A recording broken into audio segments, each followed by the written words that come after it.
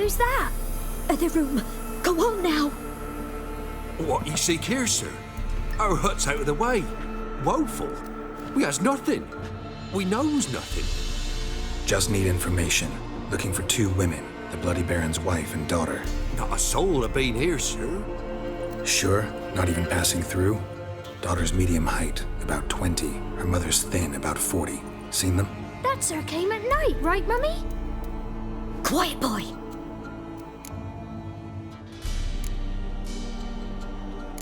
I want to help that woman.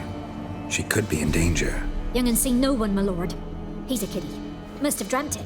I want to hear this dream then. So, kid, who did you see? Who came here? Pappy brought her at night, the lady does the medicines. She was all afeared.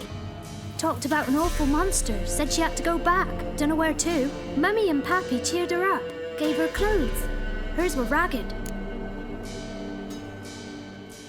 Where'd the girl go? Your son said enough, no point in playing dumb anymore. Sorry, sir, but you don't look like one of her father's men. Because I'm not. I'm looking for Tamara and her mother. I need to know if they're alive and safe. Tamara is, hi. She's to my brother's place in Oxenford. But Mrs. Anna, that's another tale. Though anywhere's better than the crow's perch with a baron. Why? 'Cause he beat her, sir. Beat Mrs. Anna, I means. Everyone knew, but not a one lifted a finger for to stop it. What happened to Tamara's mother? 'Twere like this. I was awaiting in the old smokehouse with horses. Cold as hell and so dark, couldn't see past 2 ells in front of you. Moon had risen high, and still they hadn't come. Began to fear some demon had snatched them. But finally, they came forth, and we sets off towards the river. Suddenly, out of nowhere, a gale arose. Thought it'd tear my head off. And those damn birds, swarms of them coursing o'er the woods, raising a racket to make your ears bleed. Mrs. Anna screamed, bent over into herself. Tamara knelt down, gripped her arms. But then I saw it. Fiery marks on her hands.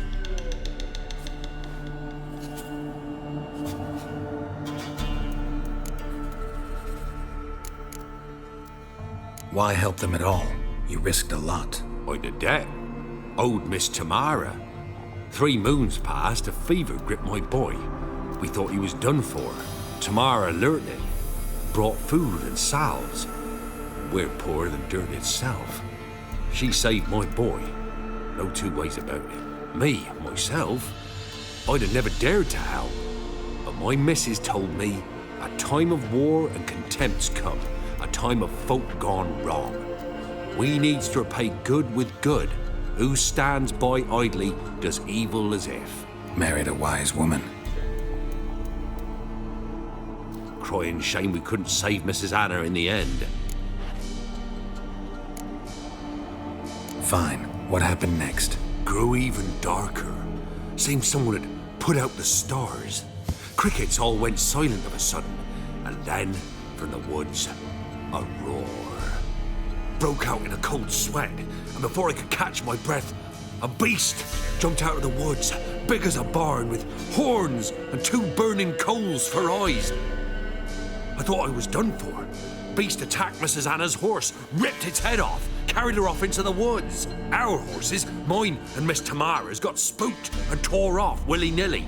'Twere the only reason we escaped. The miss wanted to go back for her mother, but my wife pleaded. Said she'd die out there alone. Miss Tamara agreed not to go. What marks? They's, well, like burned on with hot iron. On the palms, inside. Burned? Like a cattle brand? Aye, though these wasn't black scars scabbed over. They's hot and glowing, as if they burned with raw fire.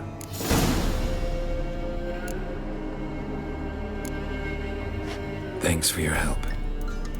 The lady, she'll be all right in the end, won't she? I'll do what I can to see that she is.